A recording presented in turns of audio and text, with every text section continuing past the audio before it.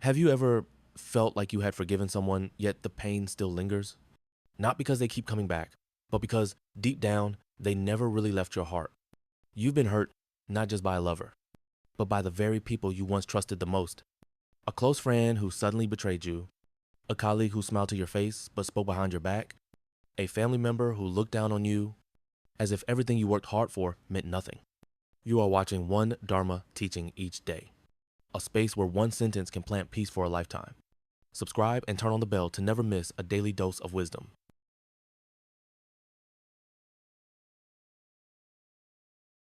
And then, one day, something small is enough to bring the old memories rushing back. A social media post, a random comment, a fleeting scent in the air is all it takes to make you stop in your tracks. That pain had never really faded.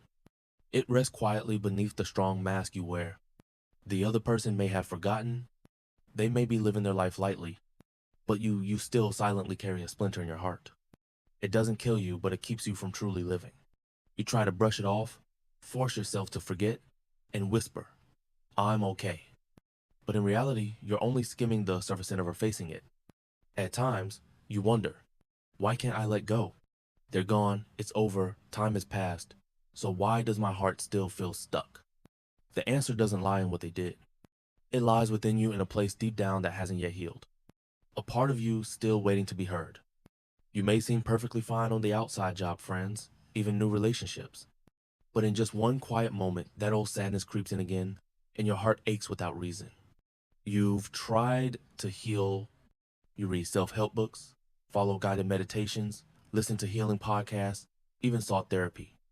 All of it brought moments of peace. But something still didn't reach the root. It feels like standing before a door with a key in hand, but you can't quite figure out how to turn it the right way. You weren't wrong to seek, but maybe you were looking in the wrong place. There's a deeper layer where the wound is no longer a story between you and them, but a story between you and yourself. In that place, there's no blame, only enough silence for you to finally see what you've been clinging to. And then you ask, is there another way? Yes, there is a path, not vague, not empty, not asking you to pretend to be strong. It might not be easy, but it's clear and it's real. It's the path of wisdom, a simple yet profound kind of understanding taught by the Buddha thousands of years ago that still has the power to touch the wounds in your heart today. Not to erase the past, but to see it with new eyes, not to force yourself to forget, but to learn how to let go gently. Because sometimes awakening doesn't mean letting someone go from your life. It means letting go of the part of you that keeps asking, why did they do that to me? And the moment you release yourself, you are truly free. You've done everything to heal. You've turned to self-help books, the bestsellers that teach self-love, how to move on, how to become a better version of yourself. You underlined lines, took careful notes, but when you closed the final page, your heart still felt heavy. You tried meditation, started with a few minutes in the morning, then weekend retreats. You turned off your phone, silenced the noise, but couldn't silence the thoughts that came uninvited. In the quiet, you heard echoes from your old wounds even louder. You listened to soft voices in podcasts telling you forgiveness is a gift to yourself. You nodded. You understood. But understanding is one thing. Feeling light inside is another. You tried journaling. You wrote out your pain. You wrote letters never meant to be sent. One time, you cried as you wrote. But the next day, you still flinched when you saw someone who looked like them on the street. You told yourself, I don't blame them anymore. But really, you were forcing yourself to grow up too quickly, forcing yourself to let go too soon. You thought forgiveness was about willpower, that if you wanted to, you'd be able to let go. But the truth is, the human heart doesn't work on logic. There's a kind of pain that doesn't need to be mentioned. It shows up every day like a shadow. No one else sees it. But you feel it always. And you start to doubt yourself. Am I just too weak? Others have been betrayed too easily. Can they move on and I can't? You don't realize it yet, but every pain has its own depth. And every person needs a different path to heal. You might not be wrong in your efforts, but maybe you're missing one essential element: wisdom. You need a space that not only listens to your tears, but helps you understand why you're crying. A path that doesn't just soothe your emotions, but guides you to the root of your suffering. You need a way that doesn't label you as too sensitive or not strong enough. A path that doesn't force you to deny your pain just to appear mature. And then, one day, you hear about the Buddha's teachings, not as a mystical religion, but as a way of living. So simple, so close, not promising salvation in a faraway future, but helping you see yourself clearly, right here, right now. You start reading the Buddha's words, simple lines that make you pause for a long time. Suffering doesn't lie in what the other person did, but in not understanding why we hurt. You see yourself in that. You don't find advice like be strong, but instead, you find gentle guidance to slow down, observe, and understand. For the first time, you don't need to force yourself to forget. You don't need to convince yourself that you're fine. You just need to sit down and begin the journey of seeing things as they truly are. You're not asked to forgive if you're not ready. You're not pushed to be optimistic. You're allowed to be honest with your own pain. And then you come across the 4 foundations of mindfulness, 4 meditative practices that help you see clearly the nature of your body, feelings, mind, and mental objects. They're not just doctrines.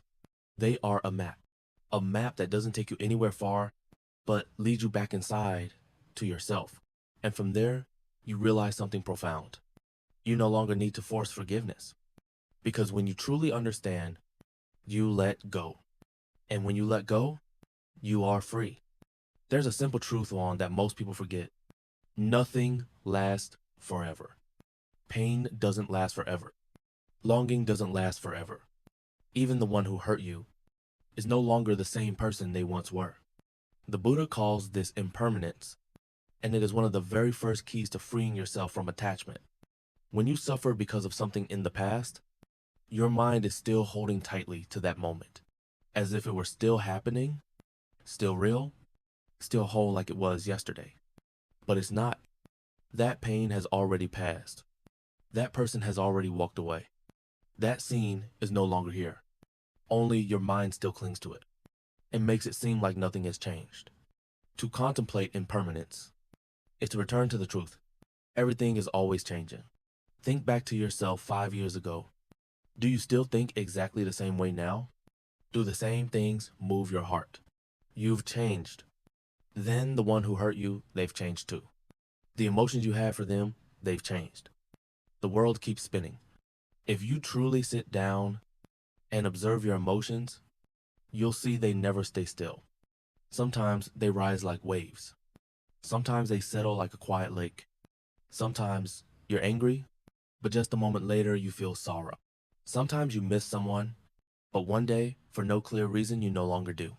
That is impermanence. And when you clearly see the impermanence of all emotions, you are no longer swept away or drowned by them. You can sit down and tell yourself, this is sadness, it's passing through, but it too will go. You're not denying your emotions. You're simply no longer identified with them.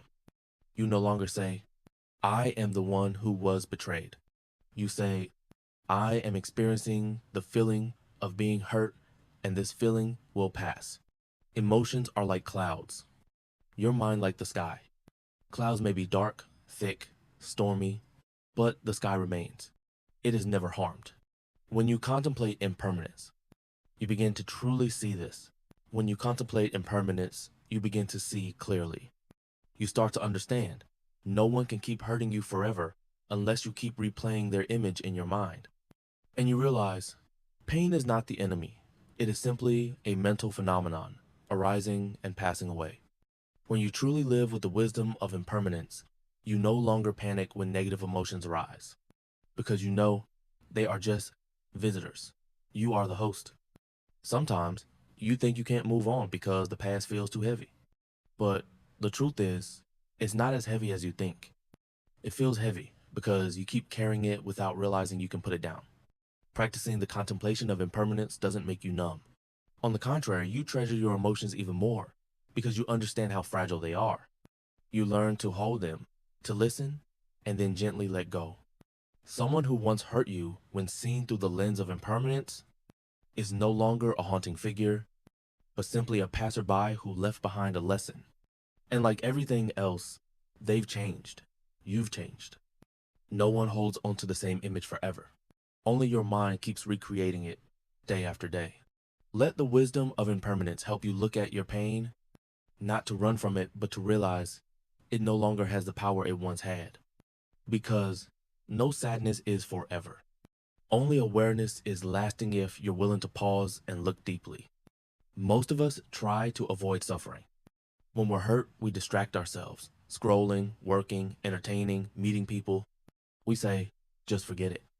But the truth is, pain doesn't disappear just because we pretend not to see it. The Buddha teaches, don't run from pain, look straight at it. This is the second practice, contemplation of suffering, dukkha. It might sound frightening at first, but really, it's an act of deep courage and kindness to yourself.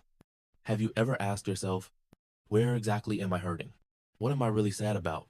When did this feeling begin?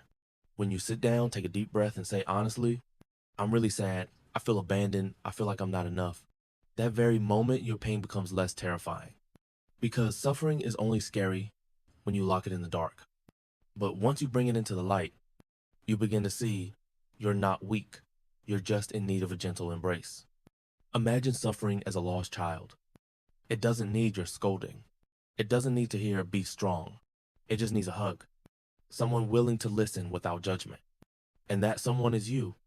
When you practice contemplation of suffering, you become the parent, the friend, the companion to your own emotions. You no longer fight your pain. You learn how to walk through it. In life, we often try to get over the pain as if it's an obstacle. But contemplation of suffering teaches us something different. Pain itself is a teacher. A teacher may not always be gentle, but a teacher always tells the truth. And suffering is the one who reminds you it's time to return inward. You once felt abandoned by someone? Contemplation of suffering shows you you've been abandoning yourself. You once felt angry because someone never apologized? It helps you realize perhaps you've never truly listened to the sobs inside your own heart. You once thought, I'll stop hurting if they change. But eventually, you come to see they may never change. Contemplation of suffering doesn't ask you to change them, only to change how you see the pain. Pain, when seen through the lens of wisdom, is no longer a wound, but a doorway. A doorway that lets you realize the wound isn't what made you weak. It's the place where you most need to learn how to love yourself. You may still shed tears when remembering the past, but this time, those tears no longer carry resentment. They come with understanding. When you sit down and say, I am suffering, and I accept that I am suffering, you're not being negative. You're simply being honest. And the truth always heals, because truth requires no effort. It just is. Don't force yourself to get strong when you're tired. Don't pretend to be okay when your heart is bleeding. Don't try to move on when your soul is still screaming. Pause, breathe, and listen. Only when you truly hear your own pain can you be free from its grip. You'll begin to see suffering is not the enemy. It's a very real part of you. Not something to erase, but something to embrace with insight. And from that place, you begin to step into a different realm, a place with no pretending, no performing, just real living with both tears and smiles. Because when you're brave enough to face your pain directly, you're no longer a victim. You are awakened. How many times have you heard, let go of the ego? But what is the ego and why does it hurt us so much? The third method the Buddha taught to transform suffering is contemplation of non-self anatta. To look deeply and realize there is no fixed self being hurt. It may sound paradoxical. You might ask, but I'm the one who's hurting, betrayed, belittled. Isn't that real? But stop and ask more deeply. Which version of you is hurting? Is it the you from 3 years ago when it all happened? Or the you sitting here now quietly reading, seeking a way out? Are you still the same as you were yesterday? Your mind changes each day. Your thoughts shift every minute. Your emotions angry one moment, sad the next, then suddenly empty. Contemplation of non-self doesn't deny your pain. It simply invites you to see the one who's hurting today is not the same person who was hurt in the past. The ego is just a stream of emotions, memories, and thoughts, like a flowing river. You can't step in the same river twice because the water is always moving. Likewise, you cannot keep calling yourself the one who was betrayed forever, because you in that moment have already changed. And yet, we hold on to that identity. We retell the same story, remember every word, replay it again and again, as if forgetting it means losing a piece of who we are. But the truth is, you don't need to carry your pain to prove that you once loved, once cared, once lived sincerely. You can let go not because you forgot, but because you realize the you clinging to that wound is no longer who you are today. Contemplation of non-self helps you step back and observe yourself as a witness. You are no longer the pain. You are the one experiencing a state of mind. Like watching a play, you see the actor cry, rage, scream, but you know that's not you. You learn to step off the stage of your own mind and simply observe. You see anger rising, but you no longer say, I am angry. You say, there is anger passing through my mind. And with that distance, you are free. Freedom isn't the absence of pain. It's no longer being entangled in the identity that is hurting. Someone who hurt you in the past may have wounded the ego you had then, but they cannot hurt the you of today, unless you allow that old ego to keep living inside you. When you practice non-self, you no longer ask, why did they do this to me? You ask, which ego in me is reacting so strongly? And then you begin to see all suffering comes from clinging to a rigid sense of self. When that ego softens, your heart softens too. When you see that everything is impermanent, that emotions are passing guests, and that the self is an ever-changing stream, you no longer fear being hurt, because now you know there is nothing that can be hurt forever. And there's something mysterious about human nature. When we help someone else, our heart feels lighter, not because they helped us, not because they apologized, but because that single act of kindness shifted the energy inside us.